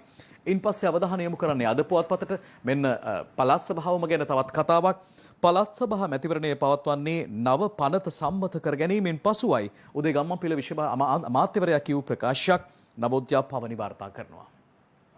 උදේ ගම්මන්පිල මහත්මයා කියලා තියෙනවා මේ නව පනත පළාත් සභා පිළිබඳ මැතිවරණ පිළිබඳ නව පනත සම්මත කර ගැනීමෙන් පස්සේ තමයි රජයේ අවධානය ඊට යොමු කරන්න කියන කාරණාව සම කැබිනට් මාධ්‍ය ප්‍රකාශක බලශක්ති අමාත්‍ය නීතිඥ උදේ ගම්මන්පිල මහත්මයා තමයි මේ බව ප්‍රකාශ කළා තිබෙන්නේ. ඉන් අනතුරුව අවධානය යොමු කරන්නේ දිවයින පුවත්පතට. දිවයින පුවත්පත වාර්තා කරද්දී මෙන්න මෙහෙම කාරණාවක් වාර්තා වෙනවා. දැන් මේ පළාත් සභාව ගැන මේ පේරාදෙණිය විශ්වවිද්‍යාලය පිළිබඳව තොරතුරක් එහි මොකක්ද? අපි හිතන විදිහේ යම් කිසි සොයා ගැනීමක් නොවේ. හැබැයි ඒ සොයා ගැනීමක් වංචාවක්. පේරාදෙණිය සරසවියේ තැන්පතුවකින් කෝටි 5කට විදලා අකිත පෙරේරා වාර්තාව ගෙනෙන්නේ. මෙන්න ඒ සොයා ගැනීම, ඒ නව සොයා ගැනීම විදපු සොයා ගැනීමක්. ඒක කියනවා මෙන්න මෙහෙම. පේරාදෙණිය විශ්වවිද්‍යාලයට අනුබද්ධ පශ්චාත් විද්‍යා උපාධි ආයතනය විසින් පවත්වාගෙන ගිය ස්ථාවර තැන්පතු වලින් රුපියල් මිලියන 50ක් නොයසනම් කෝටි 5ක් එහි හිටපු ජ්‍යෙෂ්ඨ නිලධාරියෙකු විසින් වංචා සහගත ලෙස ලබාගෙන ඇතැයි පාර්ලිමේන්තුවේ පොදු ව්‍යාපාර පිළිබඳ කාරක සභාව නැත්නම් කෝප් හික් සභාවේදී කමිටුවේදී අනාවරණය වෙලා තිබෙනවා. ඒ බවයි එසේ වාර්තා කරන්නේ. ඒ සමගින්ම අවධානය යොමු කරනවා තවත් පුවතකට. ඒ පේරාදෙණිය කතාවෙන් පසුව මෙන්න මෙහෙම හිටපු අගවිනිසුරු ඇතුළු 3 දෙනෙක් නඩුවෙන් නිදහස් කෂුනි රෙබේකා වාර්තා කරන්නේ. මෙන්න පුවත. හිටපු අගවිනිසුරු මොහාන් පීරිස් වගේම වත්මන් ශ්‍රේෂ්ඨාධිකරණ විනිසුරු AMMD නවා සහ විදුලි බල අමාත්‍යාංශයේ හිටපු ලේකම්වරයෙකු වන MMSC ෆර්නිඩැන්ඩස් ජන මහත්වරුන්ට එරෙහිව අල්ලස් කොමිසම විසින් ගොනු කර ඇති නඩුවට අදාළ චෝදනා පත්‍ර ඉල්ලා අස්කරගත් හේයින් එම සැකකරුවන් නඩුවෙන් නිදොස් කොට නිදහස් කිරීමට කොළඹ ප්‍රධාන මහේස්ත්‍රාත් බුද්ධික ශ්‍රී රාගල මහත්මයා ඊයේ නියෝග කළායි කියන කාරණාව තමයි එසේ වාර්තා කරන්නේ. හිටපු අගවිනිසුරු ඇතුළු 3ක් නඩුවෙන් නිදහස් කියන ශීර්ෂ පාඨයෙන් හිටපු අගවිනිසුරු මොහන් පීරිස් මහත්මයාගේද ඡායාරූපයක් සමගින් තමයි එසේ වාර්තා කරන්නේ. ඒ සමගින්ම අවධානය මව්බිමට මෙයත් අධිකරණමය ක්‍රියාවලියක් අධිකරණමය පුවතක් බැදුම් කර වංචාවට රවි ඇතුළු 8 දෙනා යලි රිමාන්ඩ් හංසිනානයක් කරයි වාර්තා කරන්නේ. මේ සිද්ධිය ඔබ දන්නවා. රවි කරුණානායක මහත්මයාගේ ඡායාරූපයක් ඔබට පේනවා. අප දෙනවාද නැද්ද තීන්දුව අප්‍රේල් මාස 1 වෙනිදා කියන කාරණාවත් මීටම අන්තර්ගත කරලා තිබෙනවා. ඒ සමගින්ම නැවත අවධානය යොමු කරන්නේ අද පුවත්පතට ඒ අධිකරණමය පුවත්වලින් පසුව මෙය කොවිඩ් වෛරසය හා සම්බන්ධ කාරණාව මා මේ තියාගත්ත ටිකක් පසුවට වඩාත් ලෝකයේම අවධානය වෙලා යොමු වෙලා තිබෙන ප්‍රධානම මාතෘකාව ඒ කියලා 아무තෙන් කියන දෙයක් නැහැ. හැබැයි මෙන්න මේ කාරණාව කියන්න කලින් මෙන්න මෙහෙම දෙයක් කියන්න අවශ්‍යයි. මෙතුවක් බලවත් රාජ්‍යයන් චීනයට ඇඟිල්ල දික් කළා. චීනයේ විද්‍යාගාරයක තමයි මේ වෛරසය නිපද වූයේ. එය තමයි මේ සමාජගත කරලා තිබෙන්නේ හෝ සමාජගත වෙලා තිබෙන්නේ කියන කාරණය. මෙය සම්පූර්ණයෙන් නිෂ්ප්‍රභ වෙන පුවතක් මෙලෙසින් එළිදක්වන ලෝක සෞඛ්‍ය සංවිධානය COVID-19 වෛරසය මිනිසාට සම්ප්‍රේෂණය වූයේ සතුන්ගෙන් WHO නොයිසනම් ලෝක සෞඛ්‍ය සංවිධානය හා චීනය එක්ව සිදු කළ අධ්‍යයනයේ වාර්තාව පවසයි කියලා අද පුවත්පත වාර්තා කරනවා. මෙන්න කතාව. වෛරසය මිනිසාට බොවුනේ විද්‍යාගාරයක් හරහා බවට වන මතය දැඩි ලෙස ප්‍රතික්ෂේප වනවා කියන කාරණාවත් මෙහිදී සඳහන් වෙනවා. ඒ අනුව මෙය කාලාන්තරයක් තිස්සේ සත්වයෙකුගෙන් නැත්නම් වනාන්තරයක සිටි සත්වයෙකුගෙන් මෙය මිනිසාට සම්ප්‍රේෂණය වුණා නැත්නම් බොවුනායි කියන කාරණාව තමයි මේ වන විට අවසානයේදී තහවුරුලා තිබෙන්නේ. බොහෝ දුරට එය සැක කරනවා වවුලෙකු හරහා මේ වෛරසය අවසානයේදී මිනිසාට පැමිණෙන්නට ඇතයි කියලා කාරණාව තමයි දැනට තිබෙන සාක්ෂි සමගින් ඔවුන් ප්‍රධාන වශයෙන් සඳහන් කරන්නේ. ඒ අනුව ලෝක සෞඛ්‍ය සංවිධානයේ නිර්දේශ කරනවා මෙය කිසිසේත්ම චීනය විසින් හිතා මතා සිදු කළ කාරණාවක් නොවේ. මිනිසා විනාශ කරන්නට යොදාගත් අවියක් හෝ වෙන ජීව විද්‍යාත්මක අවිප්‍රහාරයක් නොවේ. මෙය ඒ වගේම ඔවුන් සඳහන් කරනවා චීනයේ ඒ විද්‍යාගාරය තාමත්ම හොඳින් පවත්වාගෙන යන විද්‍යාගාරය ඒ තුළින් මේවා වන්නට පුළුවන් කමක් නැහැ කියන කාරණාව. ඒ සමගින්ම දිනමින පුවත්පතට අවධානය යොමු කරනවා චීනය ගැන කියු නිසා. මෙන්න පුවත. චීනයේ සිනෝෆාම් එන්නත් මාත්‍රා ලක්ෂ 6ක් අද මෙරටට බුද්ධික අයිමුලවන සහ සිතාරා සේනානි වාර්තාව ගෙනෙනවා. ඔබ පෙරේදා දවසේ තමයි මේ සිනෝෆාම් එන්නත මාත්‍රා ලක්ෂ 6ක් බීජිං ගුවන්තොටුපළේ ගුවන්ගත කරන්නට යෙදුනේ මෙරටට එවීම සඳහා එය අද දවසේදී ලැබෙන බව තමයි වෛද්‍ය රමේෂ් පතිරණ මහත්මයා කැබිනට් ප්‍රකාශකවරයා සඳහන් කළා තිබෙන්නේ. ඒ අනුව ඒ ගැන කතා කරද්දී මේ COVID-19 දේශීය තත්ත්වය පිළිබඳව අප අලුත්ම තත්ත්වය පිළිබඳව හොයා බලද්දී මේ වන විට වාර්තා වී ඇති සමස්ත COVID ආසාදිතයින් සංඛ්‍යාව 92442ක් අමතක කරන්න එපා. එය චීනයේ මෙතෙක් වාර්තා වී ඇති නිල සංඛ්‍යා දත්තත් ඉක්මවා ගොස් තිබෙන වාර්තාවක් බවට පත් වෙනවා. ඒ වගේම වාර්තා වූ සමස්ත COVID මරණ සංඛ්‍යාව 566ක් ලෙසින් දැක්වෙනවා. මේ වන විට සුවය ලබා ඇති සමස්ත සංඛ්‍යාව 89000 දෙනෙක් බවයි සඳහන් වන්නේ. වගේම තවමත් රෝහල්ගතව ප්‍රතිකාර ලබනවා 2786 දෙනෙක්. ඊයේ සුවය ලැබූ සංඛ්‍යාව ඒ අතරින් 176ක් කියලා සඳහන් වෙනවා. ඒ වගේම ඊයේ වාර්තා වූ ආසාදිත සංඛ්‍යාව 139ක් කියලා වාර්තා වෙනවා. ඒ වගේම තමයි විශේෂයෙන්ම ඊයේ කිසිදු කොවිඩ් ආශ්‍රිත මරණයක් සිදුව නැති බවත් නිල වශයෙන් තහවුරු කරනවා වාර්තා කරනවා. ඒ සමගින්ම තවත් පුවතකටයි අවධානය යොමු කරන්නේ දිනමින පුවත්පතේ ජනාධිපති විශේෂ පරීක්ෂණ කොමිසමේ නිර්දේශ ලැබෙනතුරු පලිගැනීම් පිළිබඳ විමර්ශන කොමිසමේ නිර්දේශ ක්‍රියාත්මක කරන්නේ නැහැ. දිනමින වාර්තා කරන්නේ. ඒකද කියනවා ජනාධිපති ලේකම් මේ පිළිබඳව අභ්‍යාජනාධිකරණයට දන්වා තිබෙනවා. මේ ජනාධිපති විශේෂ පරීක්ෂණ කොමිසමේ නිර්දේශයන් ලැබෙනතුරු පලිගැනීම් පිළිබඳ විමර්ශන කොමිසමේ නිර්දේශයන් කිසිදු ආකාරයකින් ක්‍රියාත්මක කරන්නේ නැති බව තමයි එහිදී සඳහන් කරන්නේ වාර්තා කරන්නේ. ඒ සමගින්ම තවත් පුවතකටයි අවධානය යොමු කරන්නේ කොළඹ වාහන තදබදය පිළිබඳව නිරන්තරයෙන් කතා වෙනවා. මේකට මොකද විසඳුම? විසඳුම ගැන කියන්නම්. අප ඊට කලින් වෙලාව දකින්න සූදානම්.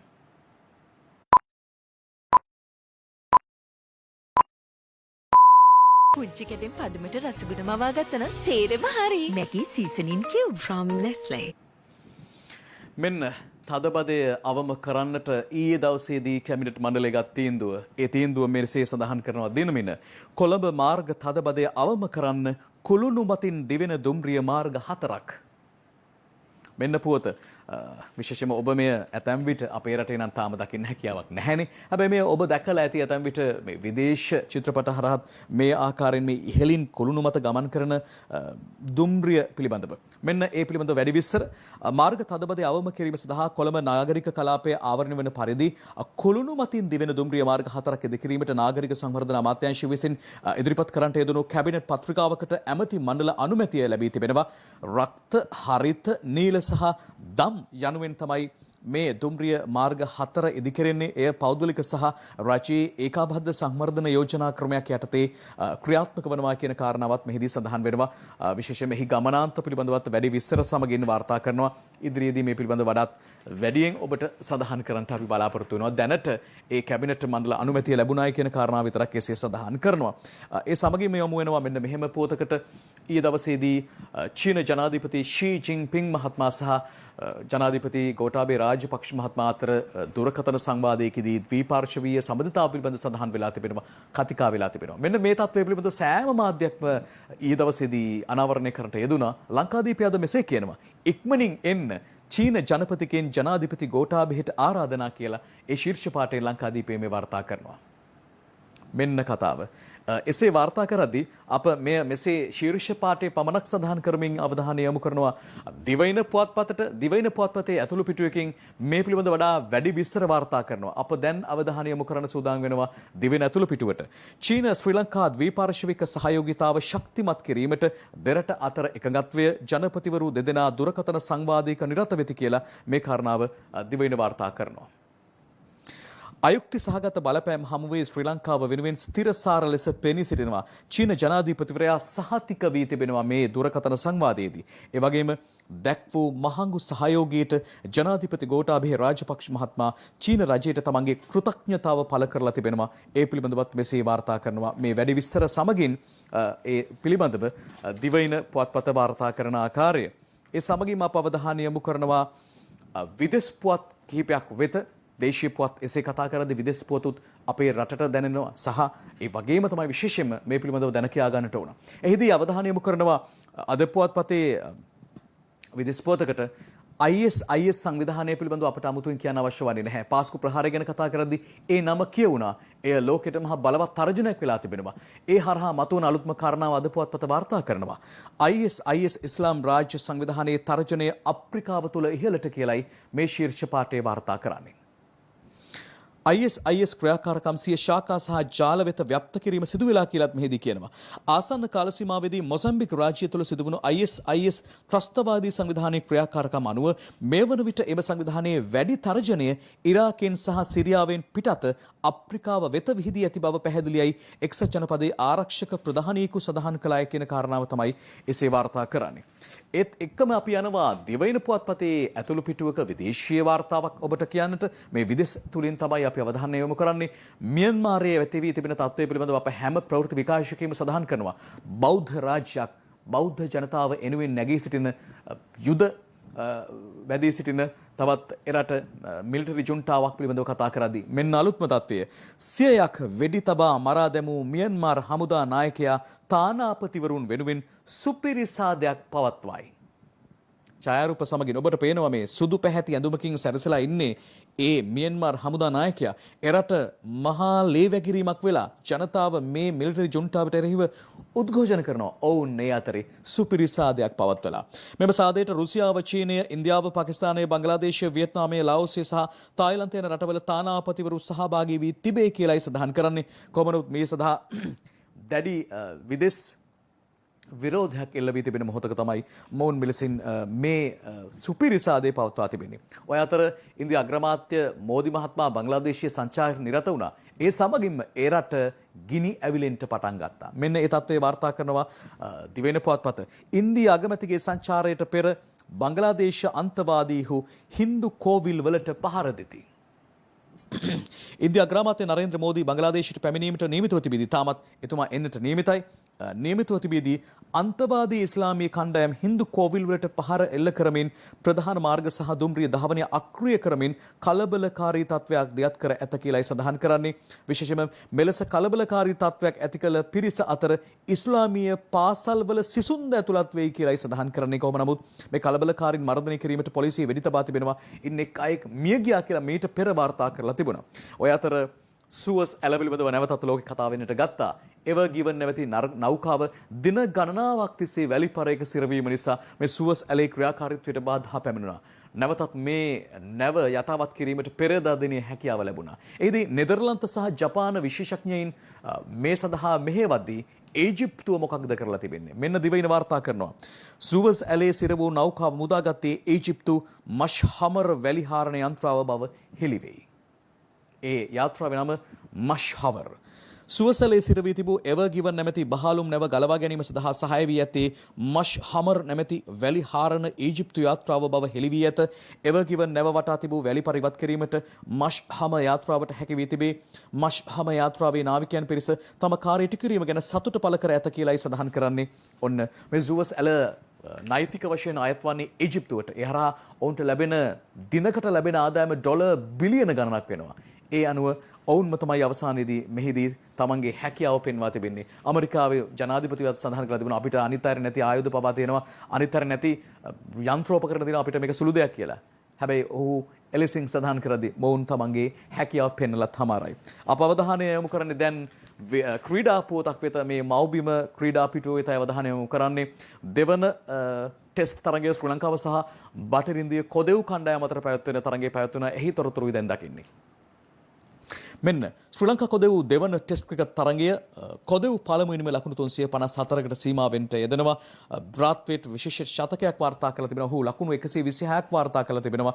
ඒ අතර සුරංග ලක්මාල් ශ්‍රී ලංකාවේ වේගපන්දු යාම ක්‍රීඩකයා ලකුණු 94කට කඩලු 4ක් දවාගෙන තිබෙනවා. හැබැයි එහිදී සඳහන් කරන්නට ඕන වුන් 354 දක්වා යන්නට ප්‍රධාන හේතුවක් බවට පත් වෙනවා ශ්‍රී ලංකා පන්දු රකින්නන්ගේ අතපසුවීම් උඩ පන්දු ගිලිහි යාම්. මේ හේතුවෙන් තමයි ඔවුන් 354ක් වගේ ඉහළ ලකුණු සංඛ්‍යාවකට තමගේ ලකුණු පූර්ව සටහන් කරගෙන තිබෙන්නේ. ඒ ගැනත් මතක් කරමින් හිතවතුනි අප සූදානම් වෙනවා දැන් කෙටි විරාමයක් සඳහා යොමු වන්නට. විරාමයෙන් අනතුරු අප කාටුන් සමගින් ඔබ මුණ ගැසෙනවා. මිතුරනි අපි එහෙමනම් කාටුන් බලමු. පටන් ගන්න දිනවින පුවත්පතට අංජන ඉන්ද්‍රජිත් අඳින්න ප්‍රධාන කාටුනෙන්.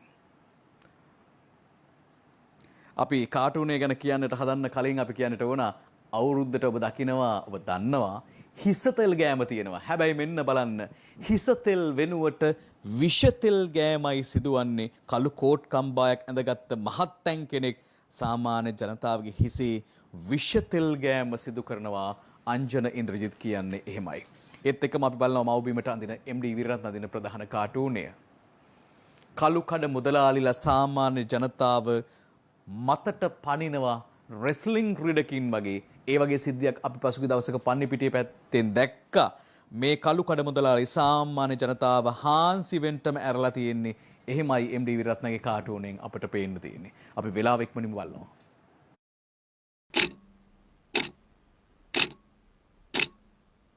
සිග්නල් චාකෝල් ලෙමන් දන්තා ලේපය සුදුවන් දද්දපලක් ලබා දෙයි. දැන් කලින් අර මව්බිම් පත්තරේ කළුකඩ මුදලාලි සාමාන්‍ය ජනතාවගේ ඇඟ උඩට පනිනවා. ඒ විදිහටම ලංකාදීපයේ දාස අඳින කාටුනේත් ඇඳිලා තියෙනවා. බලමුකෝ. මෙන්න ඒකේ නම් ඒ විදිහට පනින්නේ පොල් තෙල් විෂ පොල් තෙල් අතේ තියන් ඉන්න කළුකඩ මුදලාලි කෙනෙක්. අර සාමාන්‍ය ජනතාව අඬ දමපු ඇඳුම් ඇඳලා විනාශ වෙලා තියෙන්නේ. ඔය කළුකඩ මුදලාලි විෂ පොල් තෙල් මුදලාලි ওই විදිහට පහර දෙද්දී හොරෙන් යනවා කෙනෙක් ෆයිල් එකෙන් මූණ වහගෙන. කවුද යන්නේ? බන්දුල ගුණවර්ධන ඇමතුමා. වචනයක්වත් කතා කරන්නේ නැතුව මීක් නොයා එතනින් යනවා. ඔය අතර අපි බලන්නේ ගිනිකසය පැදිපෙළ. මොකක්ද කියන්නේ? මුදවා ගන්න හැකි වුණි නම් දමා උපා කනවා නොදැන ඒ තෙල් දැමු ආහාර සපා ගැලවී ගත්තේ දුක් ගොඩ කිනි සතර අපා මොනවා වුණත් තෙල් ටික කාලෙකට එපා. මොනවා වුණත් තෙල් ටික කාලෙකට එපා. ඔය අතර වනය පිළිබඳව ස්වභාවික පරිසරය පිළිබඳව කතා වෙනවා. අප දැන් බලන්නේ ඇත්ත නැත්ත පැදිපෙළ රටේ මුල්ලේ බුදන් නායකගේ. මෙන්න කතාව. රැකගනු පිණිස සිරිලක වන රජදාන කටයුතු කරන උදවිය දුටුවත් හීන කාගෙද මවකගින් ඇහුවා මෙන් පේන වෙනසෙයි දිනෙන් දින වනපෙත කඩොලාන යොදලා අවැසි හැම තැනටම මුරකාවල් වනපෙත රකින්නට වෙහෙසෙන රෑදාවල් පරිසර ඇමතිවත් නොදනී වෙන දේවල් හරි හැටි වැඩ වුණොත් නොකරනු ඇත කේවල්. එහෙමයි ඇත්ත නැත්ත පැදිපෙළ ලියවෙන්නේ. ඔය අතර අපි බලන්නේ සරදම් කාටුනය. අදත් සරදන්ට හම්බෙලා දිනවා මගෝඩිස් දෙන්න අතර කතාවක්. විපක්ෂය කියනවා කොහාට ඉන්න ගහක්වත් නැතුව යයිලු. එතකොට කියනවා සරදම් ඒකට නම් මිදුලේ මෝල් ගහ හරි හිටවන්න පුළුවන්. කැවුම් බෙද ගන්න එක තමයි සෑර් ප්‍රශ්නේ. මෝල් ගහ හිටවන්න පුළුවන් කොහාට නම් ඉන්න. කැවුම් බෙද ගන්න විදියක් නැහැ නේ. තෙල්නේ තියෙන්නේ. ඕකයි කියන්නේ. අපි දැන් බලන්නේ අද පුවත්පතේ ඩොග් ටොක් කාටුනය. මිස්ටර් ඩොග් ඉන්නවා. ඒත් එකම අනිත් එක්කෙනත් ඉන්නවා නිකන් යා නිකන් පොඩි යං එක්කෙනෙක් වගේ. මෙන්න ඩොග් ටොක්. එක්කෙනෙක් කියනවා පාසල් සිසුවියක් පැලවෙන පෑනක් හදලා. අනිත් ඩොග් කියනවා ඕක මොකක්ද? අර සමහර පොලිටික්කෝ අතේ පැලවෙන පට්ටපල් පච දිසා බාන්නේ. ඒ පැලවෙන කතාව වෙන පැත්තට ගිය වෙලාවක්. දැන් බලන්න අද පුවත්පතට ජනරාණී ඇඳෙන හැටි. ජනරාණී ඉතින් පත්තරේ වල්නා උදේට සාමාන්‍යයෙන්. පොලිසිය ඉඳලා තරුපටි ගහන්න එක ලේසි නෑ ජනරාණී කියනවා. ඒතකොට එහා පැත්තේ ඉන්න බොයි කියනවා ඒ අය රාණී. ජනරාණී කියනවා ජනතාවට තරු පෙන්නන හැටියටනේ තරුපටි ලැබෙන්නේ. ඔන්න ජනරාණීට හිතෙන විදිහ. ඔය අතර අපි බලනවා අද පුවත්පතට අවන්ත අදින ප්‍රධාන කාටුනය. මේ කාටුනය කොටස් 4යි. එකින් එක බලාගෙන ඇවිල්ලා අවසාන කාටුනෙට එමු. මුලින්ම පොලිටික්ෙක් සාමාන්‍ය පොලිස් කොස්තාපල්වරෙක්ව දන ගස්සවනවා. අර කකුල දිහා බලවනවා. කකුල ගාවට ගන්නවා. දෙවනි කාටුනෙන් කවුද යුරෝපීය ඇඳුමක් ඇඳගත්ත තවත් මහත්තැන් කෙනෙක් ඒත් අර පොලිස් කොස්තාපල් ළඟට ගිහිල්ලා සැරවැර දානවා. තුන්වෙනි කාටුනෙන් තරුපටි ගහගත්ත ටිකක් රෞද්‍ර පොලිස් උසස් මහත්තැන් කෙනෙක් අර කොස්තාපලගේ ඇඳුමෙන් අල්ලනවා. නිල ඇඳුමෙන් අදලා දානවා. හතරවන කාටුනය. මේ සියලු බර දරාගෙන මානසික පීඩනය දරාගෙන හිටිය ඒ පොලිස් කොස්තාපල්වරයා සාමාන්‍ය ජනතාවට වැරෙන් පහර දෙනවා. අවන්ත අදාදින කාටුනෙන් බොහෝ දේවල් කියනවා ඒ කාටුනේ. ඒත් එකම අපි බලන්නේ තිස්ස හේවා විස්සගේ හිනාවැස්ස කාටුනය. මේ බලන්නකෝ බූරු බම්ප් මේ පේනවනේ. ඔබට කළුවරේ ජරමරේ ඇඳුම් ටිකක් කාකි ඇඳුම් ටිකක් ගලවලා පැත්තක තියෙනවා. ඒ අතර කවුද මන් දන්නේ බූරු බම්ප් කෙනෙක් සාමාන්‍ය ජනතාවට හොඳටම පහර දෙනවා ඒ කාටුනේ. ඒ සමගින්ම අපි බලන්නේ දවසේ පද 4 විදුර අබේනායකගේ. බලන්නකෝ එකේ මොකද්ද කියන්න කියලා. ඇඳම නිල ඇඳුම පෙනුමට උදාරය උන් හිටි ගමන් නැත මහමග විචාරය පෙන්නුවේ පොලිසියේනි රෙස්ලින් ප්‍රහාරය පෙන්ෂන් ගියදාට ඔය කෙලි හමාරය. ඔන්න ඒ කතාව. ඔය අතර MD විරත්න මව්බිම නදින කාටුනේයි බලන්නේ. හාමිනෙත් එක්ක මහත්තයන් කතාවක්. මහත්තයන් පත්තරේ බලනවා. හාමිනේ කියපි මෙහෙම. ගයන්ත කියනවා ආණ්ඩුවේ වැඩ නිසා ජනතාව ඉන්නේ පීඩාවෙල්ලු. පත්තරේ බලන් ඉන්න මහත්තයන් කියනවා විපක්ෂ වැඩ නිසා පොඩි ආතල් එකක් තියෙනවා නෝනේ. පොඩි එකක් තියෙනවා. එහෙම කියලා කියනවා. අපි දැන් බලන්නේ අංජනගේ කියලා වැඩක් නැහැ කාටුනේ. අංජනත් එක්ක පොලිටික්ෙක් ඉන්නවා. පොලිටික්ක කියනවා මෙහෙම. මෙරට ඉතිහාසයේ ලොකුම හොරකම කළේ මේ ආණ්ඩුව කියලා වජිර අබේවර්ධන කියනවා බං. අංජන කියනවා හරි එයාලට ඕනේ ඊළඟ පාර බලයට ඇවිත් ඒක පරද්දන්නනේ. ඔන්න කතාව. ඒත් එක්ක අංජනගේ කාටුන් බලන්නයි දැන් හදන්නේ. මෙතනත් අංජන ඉන්නවා මගෝඩිසුත් ඉන්නවා. ඔන්න කතාව. ආණ්ඩුවට විරුද්ධව සජබ සමග වුණත් එජාපේ එක් වෙන්න සූදානම් කියලා ආශුමාරසිංහ කියනවා. එතකොට අංජන කියනවා ගිලෙන්න යන මිනිහා පිදුරු ගහෙත් එල්ලෙනවනේ බං. ඒක කියන්නේ දෙන්න දෙපැත්තට මාරු කරගත්තත් එල්ලෙන්නේ කොහොමද? පිදුරු ගහෙත් එල්ලෙනවා ගිලෙන්න යන මිනිහා. එහෙමයි කියන්නේ. දැන් බලන්නේ තලන්ගේ ඒතුමා කාටුනිය. පසුගියදා හිටපු මෛත්‍රීපාල සිරිසේන මහත්මයා මෙන්න මේ ජනාධිපතිතුමා මෙන්න මෙහෙම කිව්වා. ශ්‍රී ලංකා නිදහස් පක්ෂ කියන යෝධයා නැගිටවීමට අප සූදානම් කියලා. මෙන්න යෝධයා වැටිලා. ශ්‍රී ලංකා නිදහස් පක්ෂ කියන යෝධයා වැටිලා. හැබැයි හිසත් කඳෙන් වෙන් වෙලා ඔය අතර මෛත්‍රීපාල සිරිසේන මහත්තයා වගේ කෙනෙක් අත් දෙක ඉහළට ඔස්සලා තමන්ගේ බාහුවේ ශක්තිය පෙන්නනවා. ඔන්න මං සූදානම් කියලා. ඔතෙන්ට එනවා ඒතුමා. ඒතුමා අහනවා කවුද සර් මෙයාගේ බෙල්ල කැපුවේ? ශ්‍රී ලංකා නිදහස් පක්ෂයේ කියන යෝධයාගේ බෙල්ල කැපුවේ කවුද සර්? එහෙම. ඔය අතර සුවාරිස් කාටුනේ බලන්නේ. ඇඳුම් ගොඩක් අරන් යන කෙනෙක්ට හම් වෙනවා සුවාරිස්ට. ඇඳුම් ගොඩක් අරන් යන කෙනා බැලු බැලමට ඔබට පේනවා නිකන් කෙහෙලි රඹු කැල්ල මහත්තයා වගේ. එතුමා මෙන්න මෙහෙම කියාගෙන ඉස්සරහට එනවා. ඉස්සර මට විතරයි ලොන්ඩරියක් තිබ්බේ බං. එතකොට සුවාරිස් කියනවා දැන් නම් හැමෝටම වගේ තියෙනවා. දැන් නම් ලොන්ඩරි හැමෝටම වගේ තියෙනවා. ඒත් එකම බලන්නේ අපි ශ්‍රී ලංකාදීපේ තුම්මන්සල පැදිපෙළ. මෙන්න ඒක බලමු මොකද තියෙන්නේ කියලා. බැස ඇති හාල් මිල බස්සන සටනකට මහින්දානන්ද බන්දුල එක විලස සිට විරුවන් වගේ විත් මයිකය ඉදිරිපිට බයිලා කියති අප රවටන තරඟයට. අන්න එහෙමයි තුම්මන්සල පැදිපෙළේ තියෙන්නේ. අවසාන වශයෙන් සුජීවගේ විගඩම් පැදිපෙළයි තෝරාගන්නේ. බලන්නකෝ කවුලෙක් වගේ කෙනෙක් ඉන්නවා නිකන් මූණක් නිකන් වෙන මූණක් තියෙන්නේ. හොඳට බලන්නකෝ. අපි කියන්නම් කතාව. සහනය දෙන්න මේ දිනවල ගමේ නොයා වැඩ කරනවා අඩුවට බඩු දෙන්න මෙයා වෙහෙසන නමුත් පෙන්වන්නට කොහොකු කියා කොහොකුනියා හඬ පිට වෙන්නේම අම්මපා කා කියා. මං අවසාන පැදි දෙක කියන්නම් නැවත වතාවක්. වෙහෙසන නමුත් පෙන්වන්නට කොහොකුනියා හඬ පිට වෙන්නෙම අම්මපා කියා. ඔබ දන්නවා සිදුවීම. ඒ සිදුවීමත් එක්ක ඒ ගැන හිතන්න විගඩම් පෙදිපෙළ හිතන්න කියලා ඉල්ලීමක් කරමින් අපි අදට සමුගන්නවා පත්තරෙන් හිතවතුනි. සූදානම් විරාමයේ අනතුරුව ලෝක සතියෙන් ඔබ මුණ ගැහෙන්නට.